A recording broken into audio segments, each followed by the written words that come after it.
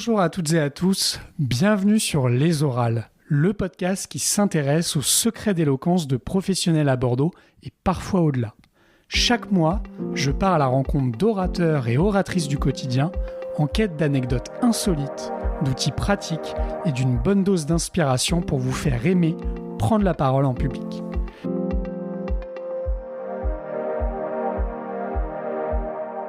Comment envisager l'expression que l'on soit à la barre d'un tribunal, face à ses équipes ou devant un parterre d'inconnus ? Je suis David Jadard, formateur en prise de parole et entrepreneur. J'aide chaque année plusieurs centaines de professionnels à gérer leur trac et à s'exprimer de façon percutante en présentation. Installez-vous bien confortablement dans votre fauteuil et bonne écoute.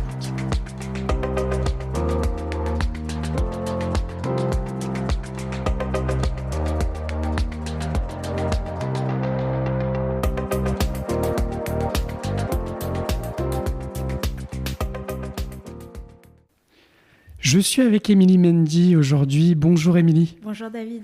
Alors, qui es-tu pour les auditeurs et auditrices qui te découvriraient aujourd'hui ? Grande question. Je m'appelle Émilie Mendy, je suis podcasteuse professionnelle. Je suis journaliste de formation et je suis à la tête d'une école de podcast en ligne qui s'appelle l'Académie des Storytelleuses. Donc le podcast, c'est ma grande passion et le storytelling aussi, mais on va en parler, l'art de raconter une bonne histoire parce que c'est vraiment la clé vraiment pour attirer l'attention des gens. Et je crée des documentaires et des fictions avec Arte Radio, Nouvelles Écoutes, qui sont des structures de podcast que peu de gens connaissent. En tout cas, le grand public, en tout cas, ne le connaît pas forcément. Je travaille avec ces studios-là. Je crée des histoires avec ces plateformes-là. Je gagne de l'argent et des écoutes avec. On va en parler. Et justement, tu viens de le dire, tu gagnes de l'argent avec ces podcasts. Comment on passe du statut d'amatrice de podcast, d'auditrice de podcast à conceptrice qui arrive à monétiser son podcast parce que c'est quelque chose de très rare en France. C'est vrai que c'est rare. Pour moi, c'était très naturel et je pense que c'est parce que je suis journaliste de formation, donc le fait d'être rémunérée pour mon travail, c'était logique parce que oui, faire un podcast, c'est aussi un travail, c'est du boulot. Déjà, ton podcast, c'est beaucoup de boulot, je pense que tu le sais. Et donc, dans ces structures, dans ces écoles de journalisme, on nous parle des studios de production qui accompagne des auteurs de podcasts et des autrices de podcasts. Je parle d'autrices parce qu'il y a un gros travail d'écriture dans le podcast, on ne le sait pas, mais il y a un gros travail d'écriture. Et donc, on propose ce qu'on appelle un dossier de production à ces structures-là. Et ce dossier de production, c'est un dossier très détaillé de notre projet et il est accepté ou non. Donc voilà, après, il faut créer l'enthousiasme autour de son projet. Et c'est comme avec le cinéma, on n'imaginerait pas, voilà, j'ai fait mon film et je demande à Netflix de le diffuser. Ça ne se passe pas comme ça, il y a des structures de production. Et dans le podcast, c'est la même chose parce que c'est une industrie qui se professionnalise énormément. Et maintenant, l'information ne circule pas toujours très bien, mais ça commence à se faire. J'essaie de participer à ça et voilà, je pense que c'est possible, mais c'est rare de pouvoir atteindre ces structures-là quand on n'a pas les clés. Et quelle est la marge de manœuvre que te laissent les studios par rapport au projet initial ? Toi, tu écris, oui. Tu conceptualises ton projet sonore. Oui. Est-ce que tu peux nous expliquer quelles sont les marges de manœuvre ou à défaut, quand est-ce qu'interviennent les studios pour te dire non, corrige plutôt ci, fais plutôt cela. Je me suis toujours sentie hyper libre. Pourquoi ? Parce qu'en fait, ces studios-là, ils se sont créés en réponse aux médias traditionnels. Enfin, c'est pas TF1, c'est pas France 2, c'est pas des énormes machines avec des tas de personnes, des tas d'étages pour décider si le podcast sera diffusé ou pas, comment. Il y a beaucoup de liberté. Le podcast en France, ça a commencé avec Arte Radio en 2002, créé par Sylvain Gire, qui m'a appris énormément de choses. Il est parti à la retraite, il y a quelques mois. Et en fait, c'était un média ovni, c'est le patron d'Arte, la chaîne, qui a donné carte blanche à Sylvain Gire et qui lui a dit crée-nous une web radio. On parlait de web radio à l'époque. Et il lui a dit, voilà, fais ce que tu veux. Et on entendait parler de sexe, de religion, de plein de choses, tu vois. Et les gens ont appris à dire quelque chose qui est terriblement banal aujourd'hui, mais avant, c'était vraiment révolutionnaire. C'est à dire « je ». à parler de soi. Et ça, c'est dur. C'était dur parce qu'il y avait des journalistes qui diffusaient leurs travaux, mais pas que. Il y avait aussi des professeurs, des médecins, plein de gens. Et le fait de dire « je », c'est vraiment, pour moi, une prise de pouvoir. Il y a un énorme pouvoir à dire « je ». C'est compliqué de parler de soi. Et je pense, avec les années, je pense que le podcast, c'est vraiment le média de l'intime, tu vois. C'est très intime de parler de soi, de dire « je », de prendre la parole. Souvent, on n'aime pas sa voix. Qui n'a pas écouté sa voix dans un enregistrement et on se dit « mais c'est ma voix, c'est horrible ». Moi, pendant longtemps, j'ai pas aimé ma voix, mais j'ai appris à l'aimer, à la dompter, notamment par la voix off, tu vois. Et donc voilà, ces studios-là donnent énormément de liberté parce qu'il n'y a pas de raison de se censurer, de se brider, parce que je pense que c'est une bouffée d'air frais quand on entend parler les gens de manière sincère, honnête. On est habitué aux paroles très formatées, que ce soit en politique, même dans la télévision en général. Tu vois, moi je suis journaliste et on m'a appris à parler comme un robot. Tu vois, on m'a pas appris à être naturel. Avec la fameuse prosodie descendante, et là, c'est le drame. Oui, il y a un podcast qui s'appelle comme ça sur Arte Radio, je sais pas si tu l'as écouté. Je l'ai pas écouté. Et là, c'est le drame de Et il s'appelle Et là, c'est le drame. Et là, c'est le drame. Génial. C'est incroyable. Génial. Non, j'ai eu un vrai coup de cœur récemment pour un podcast qui s'appelle Gladiateur. C'est sur l'histoire d'un combattant de MMA qui est devenu acteur. Et il va à l'encontre de tous les clichés autour du combattant de MMA. Okay. C'est-à-dire qu'il a une voix assez hypnotisante et il est très sensible. Il aime la littérature, il va à l'encontre du cliché du combattant bourrin et cervelé, c'est pas du tout ça. Et c'est un podcast très, très sensible et très touchant sur son parcours de vie. Et il explique que lui-même avait peur avant de monter sur le ring. Et il nous donne un peu les coulisses du combattant de MMA, chose assez rare. Ouais. Et ça a été un vrai coup de cœur. Je crois que ça s'appelle Gladiateur. Et je me souviens d'une découverte il y a plusieurs années de ça, c'était sur les bruitages au cinéma.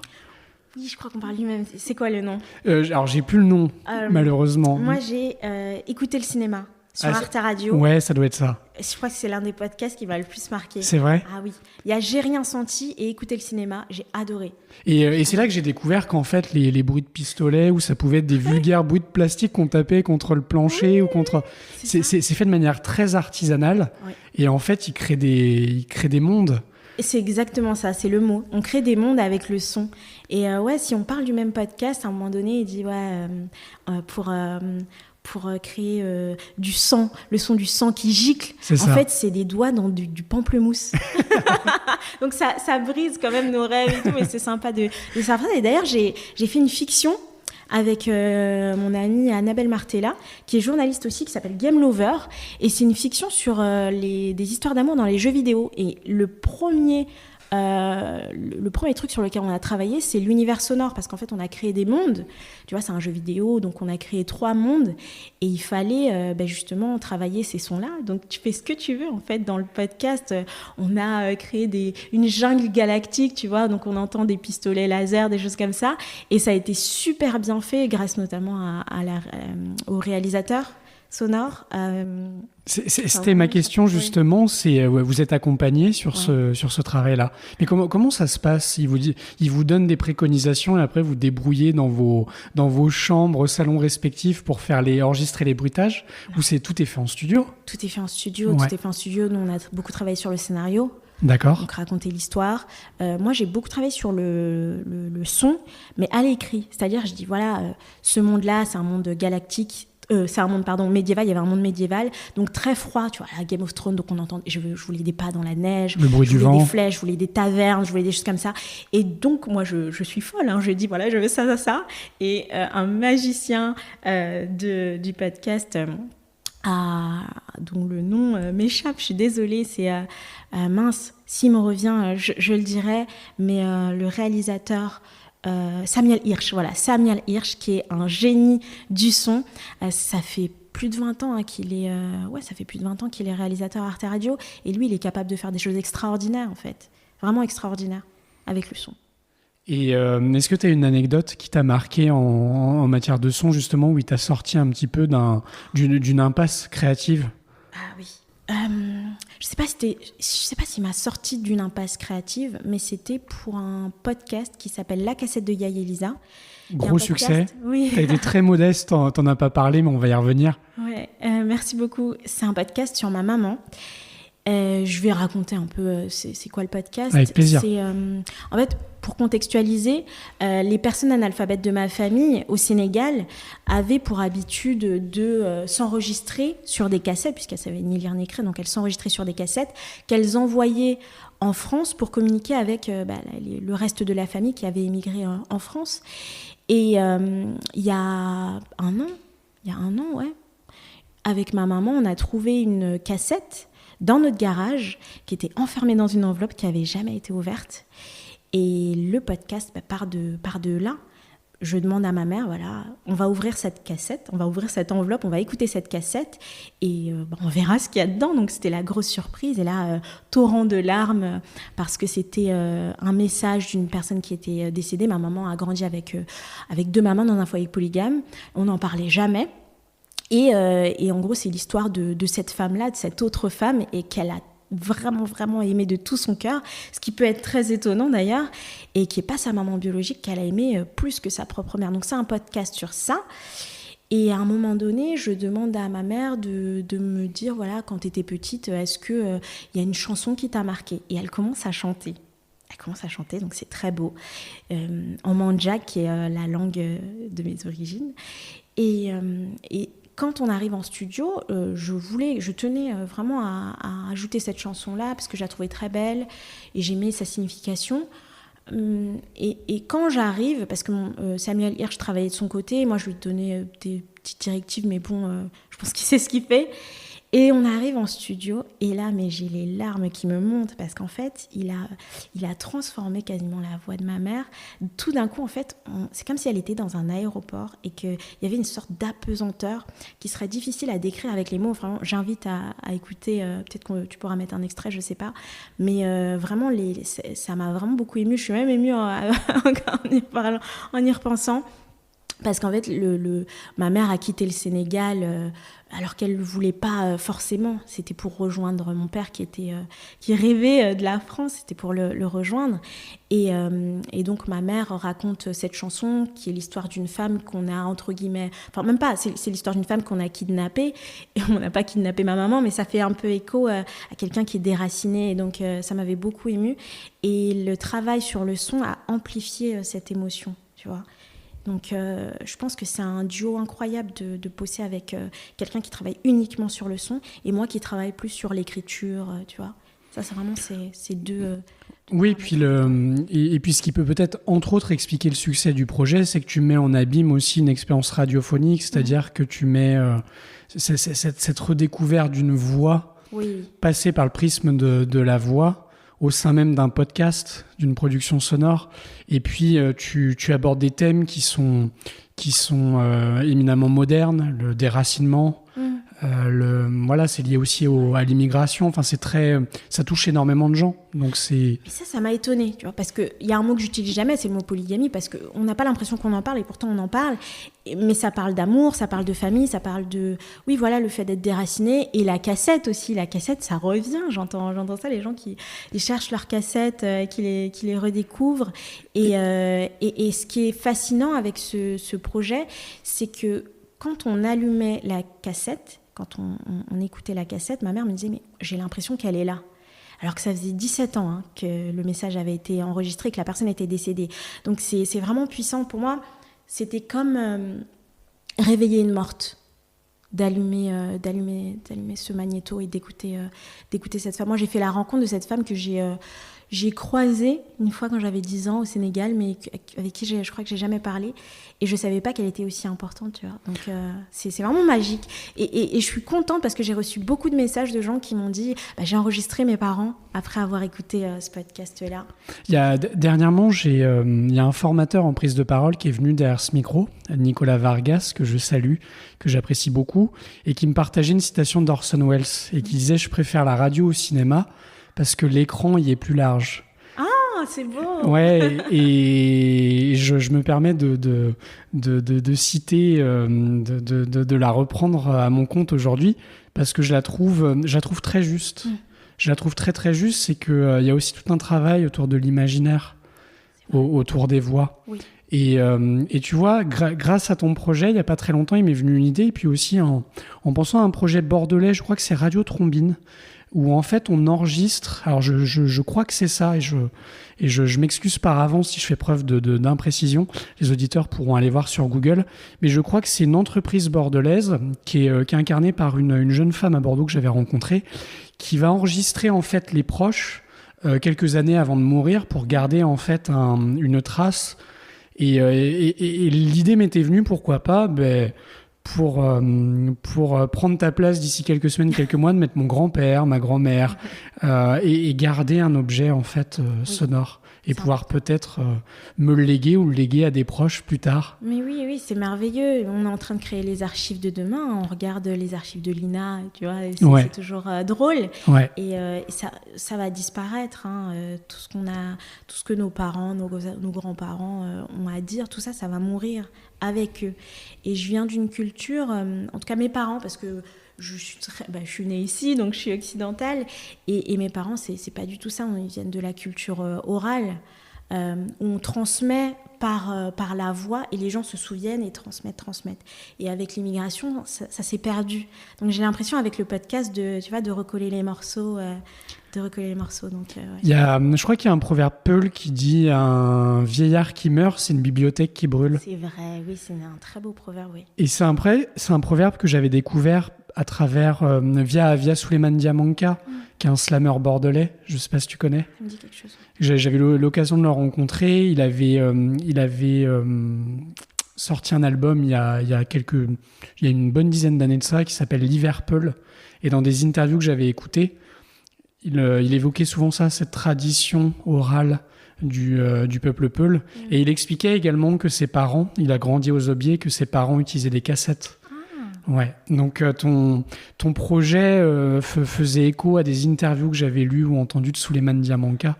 Tu pourras aller voir, c'est quelqu'un de charmant et qui a été publié dans la collection d'Alain Mabankou, aussi grand auteur congolais. Très très récemment, il fait des dédicaces à Paris, il a joué son spectacle à Avignon, spectacle de slam. C'est un artiste qui gagne à être connu et reconnu. Donc ce projet m'évoque tout ça. Effectivement, t'as parlé de la cassette de Yael et Lisa, qui est un gros succès sur Arte Radio, aussi de ta fiction sonore Game Lover, qui est un projet tout à fait ambitieux, où tu recrées tout un monde digital et intergalactique. Et puis, il y a ce documentaire, Sauver sa peau, sur le racisme intériorisé. Ouais. Est-ce que tu veux bien nous parler aussi de ce projet-là ? Je pense que c'est le projet le plus difficile que j'ai eu à faire, pour la simple et bonne raison que, au départ, ça vient de mon expérience personnelle. Et alors oui, j'ai dit que le podcast, c'était la radio de l'intime, et que c'était la révolution avec le podcast, c'était de pouvoir dire « je ». Et pourtant, dans ce podcast, j'ai pas réussi, tu vois. J'ai pas voulu et j'ai pas réussi parce que, pour contextualiser, j'ai fait un podcast sur le colorisme, qui est une forme de racisme intériorisé, c'est-à-dire que, voilà, je pense que tout le monde sait qu'il y a des personnes noires, notamment, hein, pas que, mais des personnes noires qui vivent le racisme, mais à l'intérieur même des communautés noires, il y a de la violence qui émane de la détestation de la couleur de peau, de notre propre couleur de peau, qui fait que les gens se rejettent, que ça peut être dans les familles. Il y a une personne qui intervient et qui explique qu'elle a une demi-sœur métisse, et que sa mère a adulé sa sœur justement parce qu'elle avait la peau claire, et elle détestait le teint de cette fille-là parce qu'elle était soi-disant trop foncée.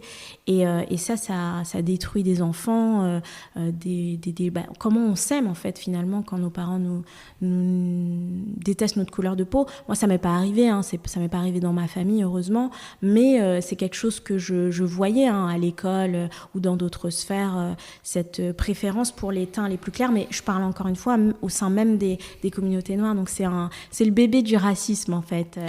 C'est ça. Et c'est un sujet qui a même pollué le marketing Je pense aussi à l'affaire Beyoncé. Il me semble que Beyoncé avait été prise en flagrant délit, ou en tout cas, ses marketeurs autour d'elle de blanchissement de peau pour des affiches. Oui.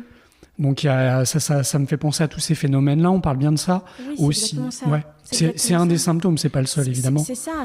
Et puis il y a par exemple, il y a des gens qui prennent des pilules. C'est au Ghana notamment, mais c'est un problème français, c'est un problème international, qui prennent des pilules pour avoir des bébés plus clairs. J'entends régulièrement quand un bébé naît, ce qu'on vérifie en premier, c'est est-ce qu'il est clair ou pas. Parce que c'est une forme de réussite, parce que le goal, voilà, c'est la blancheur, c'est comme ça, mais ça vient du racisme. Donc j'ai fait ce podcast-là parce que je me suis rendu compte que c'était pas une expérience intime, enfin que derrière une expérience intime, il y a souvent une expérience collective. Et c'était ma démarche avec ce podcast-là, c'est de se dire, ok, je l'ai vécu, j'ai vécu le colorisme, maintenant je vais aller voir d'autres personnes qui l'ont vécu. Je ne m'attendais pas à avoir ce genre d'histoire, notamment sur les familles. Je ne m'attendais pas à ce que ce soit aussi catastrophique, parce que c'est une enquête où je découvre notamment que même dans la justice, des gens qui sont plus foncés, ils ont plus de risques d'aller dans le couloir de la mort qu'une personne plus claire. Et quand je dis plus claire, ce n'est pas forcément blanche, mais plus clair, noir et clair, c'est ça qui est surprenant. Et il y a toute une histoire qui vient de l'esclavage, donc c'est un gros travail d'enquête, ce podcast-là. Et c'était perturbant parce que je rentrais parfois d'interviews en larmes, parce qu'il y avait beaucoup d'histoires qui étaient lourdes à porter, parce que quand quelqu'un nous partage une histoire, c'est plusieurs heures. Le podcast dure environ 1 heure, mais c'est plusieurs heures avec la personne que je vois régulièrement, que j'enregistre pas tout de suite, parce que les histoires sont lourdes et il faut qu'il y ait un rapport de confiance. C'est pas léger. Quand c'est léger, on peut voir la personne directement, mais je déconseille quand c'est des histoires trop lourdes. Et donc on porte l'histoire sur ses épaules et c'est pas facile, mais une fois qu'il sort, il y a quelque chose de merveilleux qui se passe et qui a un effet thérapeutique. Les gens m'ont envoyé des notes vocales en me disant ça m'a bizarrement fait du bien, j'ai pleuré, mais j'ai compris. Et c'était des clés de compréhension en fait que je voulais donner, ou d'autres personnes qui n'étaient pas du tout concernées et qui ont été touchées, qui se sont dit mince, c'est encore pire que ce que je croyais, parce que je connais le racisme et le colorisme, je ne connaissais pas. Et c'est un énorme tabou. Un énorme tabou, le colorisme dans la société. Et ce qui est bien, c'est pour ça aussi que j'ai fait ce podcast, c'est parce que c'est un énorme tabou. Et ce que je veux faire, en tout cas dans les podcasts que je fais, j'essaie d'aller toucher les tabous. Tu vois, et de le mettre au centre, tout ce qu'on pousse à la marge, de le mettre au centre, parce que pour moi c'est ce dont on doit parler, ce qui est tabou, on doit en parler. Oui, parce que finalement dans la cassette de Yahi Elisa, tu mentionnes la polygamie. Tu parles aussi de l'illettrisme, c'est rarement un sujet médiagénique. On aime bien mettre en avant les réussites et ce qui brille. Mais là, finalement, c'est une façon de parler à des milliers, voire peut-être des millions de gens en France ou en francophonie. Et puis là, tu parles du colorisme. Des projets comme ces 3 projets, c'est brillant. Combien de temps entre le moment où tu écris de chez toi, tu poses la première pierre, le premier mot sur la feuille de papier ou sur l'écran, et au moment où tu as finalisé dans les studios d'Arte Radio, il faut compter combien de temps à peu près ? C'est compliqué de savoir, parce que c'est jamais la même chose. Pour sauver sa peau, ça m'a pris beaucoup de temps, parce que j'ai voulu jouer à l'experte, j'ai voulu tout mettre, et à un moment donné, il faut sacrifier des choses. C'était un projet personnel, donc voilà, il y avait aussi la difficulté d'accoucher du projet, des soucis de production, des choses comme ça. Donc c'est comme un film, des fois on commence avec un producteur et après on continue avec un autre, donc c'était compliqué. La cassette de donc ça a duré peut-être 3 ans, mais c'était des allers-retours. C'est moi qui était perfectionniste sur ce projet, mais derrière le perfectionnisme il y a beaucoup de peur, donc voilà. Pour la cassette de Yahi Elisa, c'est allé très vite. Ça a duré peut-être 5 mois. Enfin, c'était vraiment rapide. Ma mère a été très généreuse, et aussi, comme c'était ma mère, je pense que ça allait vite. Et j'ai voulu raconter une histoire très courte. Et je pense que c'est mon projet le plus abouti, c'est-à-dire le projet le plus court, c'est celui où il y a le plus de choses, bizarrement. Et Game Lover, ça a duré un peu moins d'1 an et demi. Pour une fiction, ça va. Et est-ce que pour la cassette de Yael et Lisa, où tu as mis 5 mois, en fait, cette durée, ce qui a permis ce temps très court, finalement, est-ce que c'est le fait d'avoir tout scripté, tout écrit au millimètre ? Comment tu conçois finalement ces podcasts ? Quelle est la partie écrite ? Quelle est la partie orale ? Est-ce que tout est écrit ? Est-ce que tu te laisses des parts d'improvisation ? Comment ça marche ? C'est une super question parce que c'est le projet le moins écrit que j'ai fait. C'est-à-dire que j'ai voulu beaucoup, pour sauver sa peau, j'ai beaucoup pensé, beaucoup réfléchi. C'est un sujet délicat, donc c'est normal. Et pour la cassette de Yael et Lisa, c'était simple. Ce que j'ai beaucoup écrit... j'ai écrit le dossier de production parce qu'il faut qu'on sache... c'est quoi l'histoire, c'est quoi ma démarche, pourquoi je veux faire ça. Et c'était tellement naturel, pourquoi je veux faire ce projet. C'est évident, c'est ma famille, ça a remis en question ma vision de la famille nucléaire, le papa, la maman, les enfants, et en fait, c'est plus compliqué pour d'autres personnes. Donc le dossier de production était simple à écrire. Ensuite, pour la préparation, l'écriture, j'ai beaucoup écrit mes questions. Oui, c'est ma mère, mais c'était pas facile. Moi, j'étais une petite fille face à ma maman qui maîtrise. On l'entend, elle maîtrise l'art oratoire plus que moi, je pense. Et donc voilà, j'étais presque intimidée.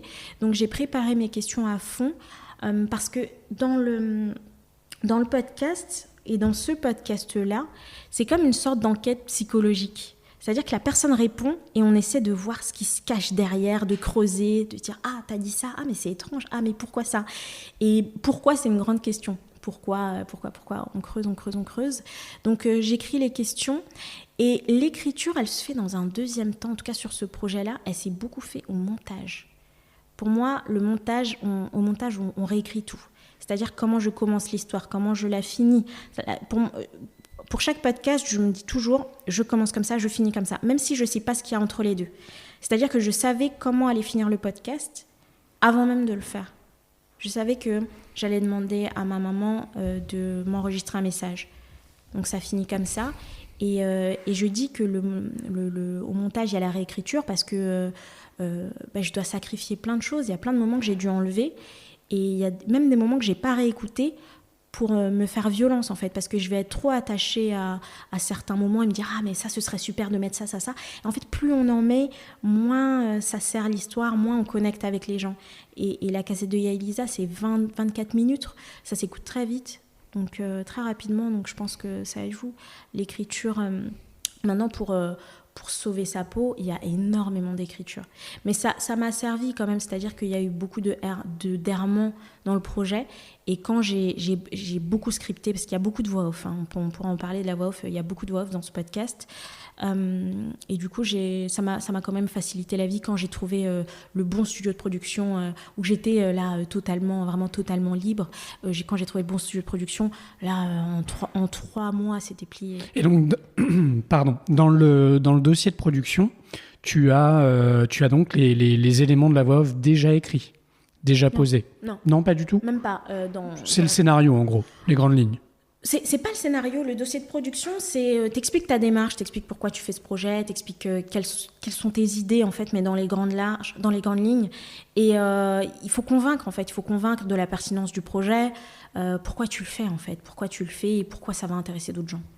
C'est ça. Après, il y a une mise en forme qui est très professionnelle. C'est comme un dossier de production pour un film. Et non, il n'y a pas le scénario, parce que bon, le documentaire, c'est le réel, et le réel est imprévisible. Mais il faut qu'on ait une démarche, c'est-à-dire, je vais poser des questions à ma mère sur ça, et après on se dit, ça pourrait donner un bon podcast. Donc la création du contenu pur et dur arrive dans un second temps, une fois la validation du dossier de production. On signe un contrat, ouais. Très important. On signe un contrat et ensuite on commence. Moi, je commence pas à faire tout le podcast avant d'avoir le feu vert d'un studio de production. Ça me rassure déjà de me dire ok, c'est bon, je vais dans le bon sens, j'ai le feu vert de professionnel. Et ensuite, je travaille là-dessus. Et on a ce qu'on appelle des deadlines, qu'on n'aime pas toujours, mais c'est bien. Il y a des parties que tu as enregistrées avec un enregistreur numérique à la maison, tout s'est fait en studio ? Avec ma mère, c'est moi qui vais avec un micro, un énorme Nagra, parfois avec un Zoom. Pour des podcasts, je suis allée avec un Zoom. Donc un petit boîtier avec deux petits micros au bout pour les personnes qui ne sauraient pas. Ça tient dans une petite sacoche, et un Agra, c'est quelque chose de beaucoup plus gros qui est un rendu studio. Donc on était dans la chambre de ma mère, hein. Ça s'entend pas, mais on n'était pas en studio, mais ça a un rendu studio parce que c'est une grosse machine, quoi. Mais je trouve qu'il y a une vraie émotion qui passe dans la voix de ta maman. J'ai le sentiment que tu l'entends comme une petite fille. Enfin, je trouve qu'elle a une voix très, très, très enfantine, mais dans le bon sens du terme, très touchante. Parce qu'on parle de sa maman, je pense. Ouais, très touchante. Avec, il y a des pauses qui en disent long, il y a une vraie émotion dans sa voix, je me souviens bien. Et il y a quelque chose d'assez adorable quand on entend la découverte de la cassette, les pauses entre le moment où elle lance et puis sa réaction. C'est quelque chose qui est très, qui passe bien aux oreilles. Il me venait une autre question, c'est que tu parlais de, je sais toujours où, en gros, quelle sera ma fin, où ça va. Mais ça me rappelle évidemment une notion qu'on se donne en prise de parole en public, c'est toujours savoir quel est son début, quelle est sa fin. Ouais. Et puis au milieu, je peux improviser, mais il faut toujours que j'ai ma destination. Tu es fasciné par le storytelling. Ouais. Tu as même lancé, il y a pas très longtemps, je crois, une chaîne YouTube. Oui. Une chaîne YouTube où tu parles beaucoup d'outils et techniques de storytelling. Est-ce que tu as Je sais que tu te documentes pas mal là-dessus, tu as pas mal de références sur ta chaîne. Est-ce que tu t'es inspiré de schémas, de structures, de storytelling, de schémas particuliers pour façonner tes podcasts ? Mais t'as dit beaucoup de choses importantes là. Donc, il était temps de m'arrêter alors. Non, t'as dit pas mal de trucs importants, notamment sur le fait d'avoir une destination quand on s'exprime. Et ça, je pense que ça me vient, je pense que le premier storyteller, parce que je me qualifie de storytelleuse avant journaliste, je raconte des histoires. Et le premier storyteller, je pense qu'il m'a appris plein de choses, c'est mon papa.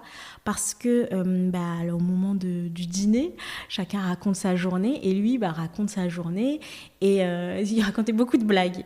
Et quand on raconte une blague, on fait rire uniquement si on a une bonne chute. Et donc il avait cette maîtrise de la chute qui était vraiment impressionnante, c'est-à-dire que tout le monde était autour de lui, que ce soit dans les fêtes, les dîners, les choses comme ça, tout le monde l'écoutait et en fait il savait captiver l'attention et tout le monde attendait la chute et au moment de la chute bien sûr éclat de rire. Donc ce truc-là de construction, je pense que ça me vient de là.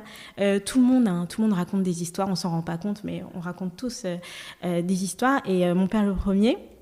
Et ensuite, en grandissant, j'ai découvert le travail d'Ira Glass, qui est un producteur de podcast américain, qui est incroyable et qui donne beaucoup de conseils sur comment on construit une histoire. Et je pense que je me suis beaucoup inspirée de lui parce qu'il a lié deux choses qui je pensais être incompatibles, et en fait pas du tout. C'est qu'il a lié le journalisme et les techniques des scénaristes. Et moi, je suis journaliste de formation et petite, je rêvais secrètement de réaliser des films. Donc, en liant ces deux choses-là, moi, ça m'a ouvert un horizon mais incroyable. Je me suis dit, mais je suis libre, en fait, de faire plein de choses, de mettre de la fiction dans du documentaire, de mettre du documentaire dans la fiction. Et la base, c'est vraiment de raconter une histoire, c'est-à-dire de raconter une histoire autour d'un personnage. Ce personnage a une quête, il veut quelque chose dans tous les films, même les bouquins qu'on lit, toutes ces choses-là, il y a toujours un personnage qui veut quelque chose. Et l'histoire est intéressante parce que il rencontre des obstacles qui est incarné par une personne qui peut être un méchant, mais aussi peut-être lui-même ou son passé, par exemple. Donc il y a ces trois choses-là, le personnage, la quête et les obstacles. Et il lui arrive des choses. Et ce qui est super important, c'est de captiver l'attention. Et on captive l'attention, à mon sens, en tout cas pour moi, on captive l'attention en maîtrisant l'art du suspense. Et le suspense, c'est quelque chose de très simple. C'est qu'on pose une question et on n'y répond pas tout de suite. Et c'est pour ça que les gens attendent. Je pose le truc là et on y revient plus tard. Et entre le moment où vous aurez la réponse, il se passe des choses incroyables. Et on a petit à petit des réponses comme ça, petit à petit. Mais la vraie réponse, on l'a à la fin. Parmi les nombreuses accroches de pitch ou de conférences très connues sur TEDx, en ce moment c'est la grande mode de parler de qui veut être mon associé sur M6. Alors je ne sais pas s'ils le font toujours bien, je ne regarde pas trop l'émission, mais j'imagine qu'il y en a quand même un petit peu. Il y a beaucoup ces accroches avec cette mécanique de curiosité derrière. J'énonce par exemple un chiffre surprenant ou une information surprenante qui va en fait dresser les oreilles de mon public en l'air, et puis j'annonce pas tout de suite, je ne résous pas tout de suite cette curiosité. Exactement. Et je crée une suspension. Et ça, c'est une mécanique qui est incroyable, effectivement, pour capter l'attention, et puis pour évidemment faire en sorte que ces idées soient les mieux reçues possibles. Ce qui me venait aussi à l'esprit, c'est qu'en parlant de storytelling, en fait, on parle de récit, on est en prise de parole, on n'est pas un anglicisme près, pitch, storytelling, mais finalement, on désigne le récit. Récit et description sont les outils de rhétorique, c'est-à-dire de persuasion, mais les plus vieux au monde. Mais c'est super que tu en parles. Ouais, c'est les outils les plus vieux au monde. On a retrouvé des traces le récit de Gilgamesh. Je crois que c'est 15 000 ans avant Jésus-Christ. Je ne suis pas historien dans l'âme. J'espère que je ne me trompe pas. Vous pourrez vérifier par vous-même sur Google. Mais c'est très très vieux et c'est déjà si j'ai bien compris, si j'ai bien mémorisé la leçon, je crois que c'est des récits de dieux qui s'entretuent, qui se fight, un peu comme les Avengers aujourd'hui. Et ça, mais des milliers d'années. Oui. Ça a des milliers d'années. Et puis dans toutes les religions, on retrouve des paraboles. Oui. Ça à travers des cours d'histoire, des enseignements moraux. Et ce sont les plus vieux outils de persuasion au monde. Parce que l'humanité s'est construite autour du feu, autour des histoires au coin du feu. Et je suis tombée récemment sur les travaux d'une anthropologue américaine qui s'appelle Polly Wiesner. Et justement, elle parle de ce que tu dis là. Elle a travaillé pendant 40 ans sur les rapports sociaux, sur comment l'être humain se comporte depuis la préhistoire. Tu as parlé de 15 000 ans avant Jésus-Christ, on est en plein dedans. Et elle s'est rendue compte que les personnes connectaient grâce à l'art de raconter des histoires justement autour du feu. Une personne racontait une histoire autour du feu et la réputation de cette personne se faisait parce que l'histoire passait de village en village. Et c'est comme ça que une personne gagnait en notoriété à travers les villages. Et ce qu'elle explique, c'est que ce qui fait de nous des êtres civilisés, c'est le fait justement de raconter des histoires.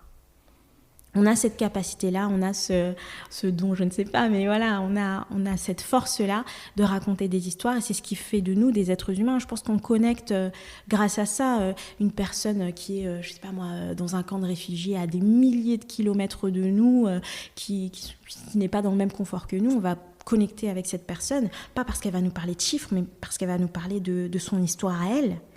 Oui, je trouve que dans les relations interpersonnelles, tu commences à faire du lien à partir du moment où tu dévoiles justement, grâce à ces histoires-là, un peu de qui tu es. Exactement. Avant ça, c'est compliqué. Très.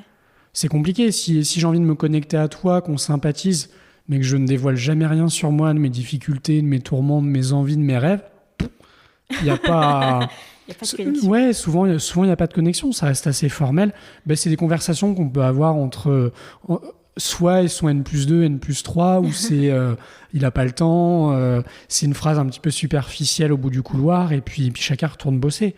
C'est un peu ça. C'est exactement ça. Et je pense qu'on a du mal, avec l'arrivée d'Internet, on a du mal à se comporter comme des êtres humains en ligne. Tu vois, que ce soit dans un podcast, que ce soit sur les réseaux sociaux où on se comporte, je dis on, mais en tout cas il y a tout ce qui est troll, haters, tout ça, on se comporte très mal et on a du mal à transmettre notre humanité dans le podcast, tu vois, notamment via la voix off. Souvent, tu as envie de parler comme un robot, tu as envie d'être expert, tu as envie d'être vu comme quelqu'un qui parle bien, tu n'as pas envie d'être vu comme toi parce que tu te dis je ne suis pas suffisant, il faut que je joue le rôle de quelqu'un d'autre. Et en fait, c'est ton rôle que tu dois jouer. Ouais, il y a une phrase, je crois que c'est Jean Cocteau qui dit « Tes défauts, cultive-les, c'est ta force ». C'est vrai. Il y a un truc comme ça. Je pense à... Tout à l'heure, tu parlais de mêler fiction et journalisme. Ça me fait penser, je pensais à Christophe Ondelat. Son podcast cartonne sur Europe 1, Ondelat raconte, avec ses chroniques judiciaires. Et en fait, il a une voix très, très singulière, très atypique, un peu burinée. Et en fait, on pourrait se dire, au départ, c'est un défaut, et puis c'est ce qui fait aujourd'hui sa singularité, sa marque de fabrique. Et puis, il y a quantité, on pourrait mentionner quantité de gens très, très éloquents qui sont peut-être partis de défaut et puis qui ont joué de ça et puis qui aujourd'hui cartonnent. Oui, et je pense que ça peut être impressionnant quand on les écoute, on se dit mais j'y arriverai jamais, mais c'est pas le but. c'est pas les copier, vouloir leur ressembler.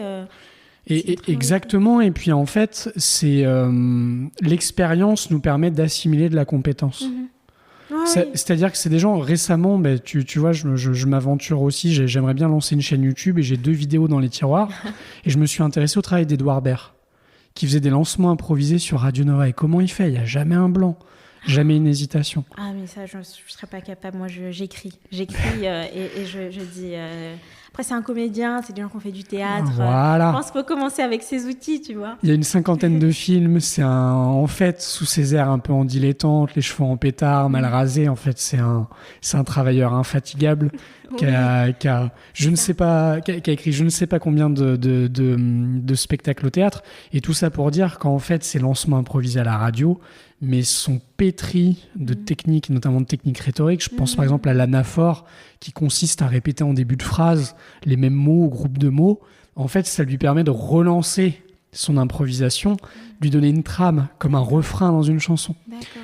Et c'est bourré comme ça de technique. Donc les gens qui nous écoutent, ou les gens qui sont en admiration, en pamoison devant des comptes YouTube ou sur Canal à admirer orateurs ou oratrices, rassurez-vous, c'est souvent des choses qui sont travaillées, assimilées. Et je donne souvent beaucoup d'exemples dans mes ateliers de gens très connus. Éric Dupond-Moretti qui vomissait avant ses plaidoiries. Michelle Obama qui faisait 15 E par paragraphe dans son premier TEDx en 2007. Il est visible sur YouTube. C'était rempli de défauts, mais c'est des gens qui ont travaillé. Mais c'est sûr, je pense qu'il faut 10 ans pour être excellent en 3 minutes, tu vois. Ouais. Des fois. Ouais, il y a l'ancien directeur de programmation de TF1 disait les succès du jour au lendemain mettent 10 ans à se préparer. Oui, c'est ça. Et j'aime bien cette phrase. Alors, elle est certainement pas initialement de lui, mais des fois je me rappelle ça quand je doute ou quand je me sens un peu dans... Voilà, là, ce qu'on est en train de faire, il y a quelques années, j'aurais pas pu, tu vas juste parler comme ça et enchaîner sans être tétanisé. J'ai commencé au Move et c'était pas ça, tu vois. Et il y a des gens qui pourraient être surpris en disant ah bon, pourtant je suis passée à France Inter juste après et je parlais de manière tout à fait normale. Mais au départ, j'étais comme ça, je tremblais, je montais, je descendais les escaliers, et puis je venais avec ma feuille et je tremblais et on me disait mais détends-toi, tu vois, ça va aller. Mais on commence, on est tétanisé, c'est normal. Mais oui. Et tu veux peut-être nous parler un petit peu de cette expérience 2 ans à Radio France. Oui. Donc Mou fait partie de Radio France. Oui. Je crois que tu m'arrêtes si je me trompe évidemment, mais je crois que tu as démarré comme stagiaire chez Europe 1. Oui. En politique. En politique, c'était, j'ai plus l'année, c'était avant mon école de journalisme et c'était incroyable. C'était incroyable et pourtant je détestais la radio. Moi, la radio, je l'associais à mon père qui allumait sa radio à fond, qu'on écoute normalement tout seul, je sais pas, mais moi je détestais la radio. Le vieux crin-crin obsolète. C'est exactement ça, sa petite radio. Ma mère avait la même visiblement. Oh là là, je la détestais. Je la salue. Et donc j'associais la radio à ça et un jour par curiosité je me suis dit je vais me lancer, je vais faire un stage là-bas et je suis tombée amoureuse de la radio, tout simplement, bizarrement, étrangement, alors que je détestais ce média-là. Moi, je suis une enfant d'Internet et de la télévision. J'ai adoré, c'était pendant l'élection présidentielle, laquelle je ne sais plus, c'était pendant les primaires. Et moi, j'étais une amoureuse de la politique. J'ai laissé tomber tout ça, parce que pour moi, la politique, elle est partout. En interrogeant ma mère, pour moi, c'est aussi un geste politique. Mais la politique, au sens traditionnel du terme, moi, ça me passionnait. Et je suivais la primaire, c'était les primaires. Je ne sais plus de quelle partie, mais c'était pendant les présidentielles. Et j'évoluais parmi des journalistes que j'admirais, que je voyais à la télévision, notamment Nicolas Poincaré, qui a longtemps été à France Info et puis qui a animé l'émission Complément d'enquête, qui est très connue maintenant. Il a animé cette émission-là. Et donc, je le vois en vrai et je le vois dans son élément en train de travailler. Et pour moi, c'était magique, quoi. Je les voyais, ils étaient tellement éloquents. Ils avaient une confiance en eux pas possible. et ces millions de personnes aussi qui les écoutaient. Moi, ça m'impressionnait. Comment il prépare d'ailleurs, Nicolas Poincaré? Est-ce que tu as une anecdote ou une description rapide à nous faire? Est-ce que tu as vu des choses déjà où il prépare un peu, ou non, il y a l'écran on air au-dessus de la porte et boum, il lance Moi, ce dont je me souviens, j'ai le souvenir je suivais un journaliste, on allait en scooter voir je crois que c'était Benoît Hamon qu'on allait voir, c'était pendant les primaires, et donc il assiste, voilà, il l'écoute, il pose des questions et tout, et ensuite il met en place, on est sur un trottoir, hein, et il met en place, il est avec un technicien et il met en place tout le matos, et là, dès qu'on lui dit go, il y va, il parle. Il a écrit, mais son truc, franchement, il l'a écrit en 10 minutes, quoi, son papier. Il l'écrit en 10 minutes, tout est écrit, bien sûr. Mais quand on l'écoute, ça semble pas écrit. Et moi, je suis là, la bouche ouverte, on est sur un trottoir, et lui est là en train de mettre en image tout ce qui vient de se passer. Tu vois, là, comme ça. Et moi, j'étais bouche bée, hein. Je me suis dit, mais comment il fait ça? Et même les termes, tout m'était inconnu, en fait. Et là, d'un coup, on tire le rideau et je vois les coulisses. Et ça a pas cassé la magie, au contraire, en fait. Je me suis juste dit que c'était remarquable. Pareil, hein, pour Nicolas Poincaré, il prépare son papier très rapidement. Après, il y a la culture aussi, toutes les connaissances, la culture générale qui fait que le papier est plus facile à écrire. Et ça semble même improvisé, alors que pas du tout. Il y a beaucoup d'écriture. Moi, ce que j'ai appris, c'est qu'il y avait beaucoup d'écriture et une confiance en soi. Moi, je les ai sentis très confiants. C'est normal, ils avaient beaucoup d'expérience. Et je pense que pour prendre la parole, moi, pour faire mes podcasts, j'ai dû me débarrasser de mon syndrome de l'imposteur. Il faut avoir une confiance en soi très forte aussi pour parler comme ça à des millions de gens tous les jours. Je pense que la confiance en soi et la préparation aussi, l'écriture. Et puis la confiance en soi, elle est jamais là au démarrage. Jamais. C'est-à-dire que le mouvement, la mise en marche, je trouve, amène la confiance en soi. C'est exactement le ça. Mouvement appelle le mouvement, et je crois que l'un des plus grands malentendus en tout cas moi depuis que je fais ce métier-là, c'est certainement le plus grand malentendu, il est autour de l'improvisation. Moi, David, j'aimerais être capable de... Moi, David, j'admire ceux qu'on la répartie, la tchatche, le truc. Mais c'est des gens qui bossent, qui ont une armée parfois d'auteurs. Tout à l'heure, tu parlais de ton papa qui faisait des blagues. Et je voulais rebondir là-dessus. Et tu vois, ça me revient que maintenant. Quelqu'un comme Pablo Mira, qui fait une chronique tous les soirs sur l'émission Quotidien de chez Yann Barthès, ils font des records d'audience sur cette tranche horaire. Il est aussi sur France Inter, donc c'est quelqu'un qui est aguerri, mais il a une armée d'auteurs avec lui. Et ces punchs sont organisés selon des schémas, selon des structures extrêmement travaillées, rodées. Mais quand tu interroges tous les humoristes sur leur début, au début, c'est un apprentissage du four, quoi. Il y a ce côté, ça passait pas, ça marchait pas.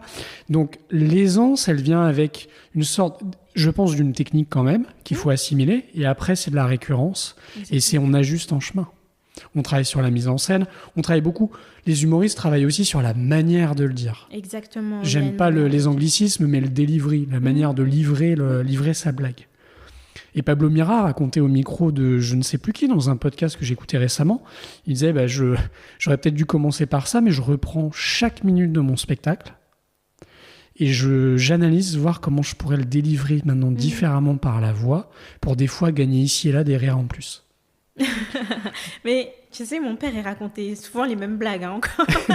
Voilà, il est rodé. Donc il travaillait son storytelling. C'est ça, donc finalement, que nos auditeurs ou auditrices se rassurent, la confiance en soi et l'esprit d'improvisation vient avec des compétences assimilées, et c'est l'intuition à un moment donné qui prend le relais. Tu as été journaliste donc pendant au moins 2 ans, c'est ça? Aujourd'hui, tu es encore journaliste? Tu sais, c'est quelque chose qui nous quitte jamais vraiment. C'est dans ma manière de travailler, il y a du journalisme, c'est une enquête, je dois vérifier ce que je dis, je fais beaucoup de recherches avant, même pour la cassette de Yaelisa, sur ce système-là, où est-ce qu'il existait, comment ça fonctionnait. Donc il y a un travail de journaliste qui est forcément là, même pour ma fiction, c'est une fiction qui est inspirée de faits réels. Donc j'ai interviewé des gens pendant très longtemps, j'ai fait des interviews, j'ai fait des recherches, même pour la construction construction des mondes, je fais des recherches, des choses comme ça. Donc le journalisme fait partie de moi, que je le veuille ou non. Maintenant, c'est parfois connoté négativement. On a une mauvaise image des journalistes, donc c'est pas ce que je dis forcément tout le temps en premier, mais ça fait partie de moi. C'est un cadeau, donc j'en suis très fière. Je suis storytelleuse et journaliste, quoi. Ouais, moi je trouve que c'est un joli terme, journaliste. Je trouve que c'est un beau métier. Il paraît que les métiers de prof aussi tombent un petit peu en... Et voilà, journaliste, prof, c'est des beaux métiers. Respectons-les. Et est-ce que tu as des projets maintenant dont tu aimerais nous parler ? Peut-être alors sans donner toutes les coutures évidemment, mais un projet de podcast ou un projet en ce moment qui t'anime ? Mon gros bébé en ce moment, c'est l'Académie des Storytelleuses. Les Storytelleuses, c'est la communauté que j'ai construite, où on accueille aussi les storytellers. Je dis storytelleuses parce qu'on est beaucoup de femmes, mais attention, les storytellers sont les bienvenus. Et il y a des projets extraordinaires qui sont en train de se mettre en place. Puis on est en ligne, donc il y a des gens qui viennent de La Réunion, qui viennent de Munich, qui sont en France, qui sont un peu partout, donc c'est sympa. Et l'idée, c'est de créer des projets vraiment qui bousculent la société, tu vois. Je m'attendais pas à des projets aussi costauds, tu vois, avec des thématiques lourdes, et tant mieux. La plupart des gens ont des choses à raconter vraiment extraordinaires, et je me rends compte, en fait. Mais il faut creuser, c'est-à-dire qu'on arrive comme ça, des gens arrivent avec un projet. Je leur dis, si je le trouve pas bon ou qu'il est à retravailler. Souvent, il est à retravailler. Et on creuse. Et là, pépite. Souvent, c'est sur quel élément il faut souvent retravailler en premier ? L'histoire. En fait, les gens veulent parler d'une thématique. Ils arrivent, voilà, moi, j'ai envie de parler je vais dire n'importe quoi, j'ai envie de parler d'écologie. Allez. Sauf qu'avec un podcast sur l'écologie, on peut faire une thématique sur l'écologie, on peut faire 15 podcasts. Il n'y a pas d'angle. Il n'y a pas d'angle, c'est exactement ça, il n'y a pas d'histoire. Et donc, moi, je creuse, je dis, mais quel est ton rapport avec ça ? Est-ce que tu as une histoire intime, par exemple ? Et là, on me dit, mais moi, en fait, il m'est arrivé ça. Et en fait, c'est ça qu'il faut raconter. Souvent, les gens ont peur, ils se cachent derrière une thématique et veulent jouer les journalistes, mais tu sais, journalistes chiants, quoi. Alors, on va parler de ça.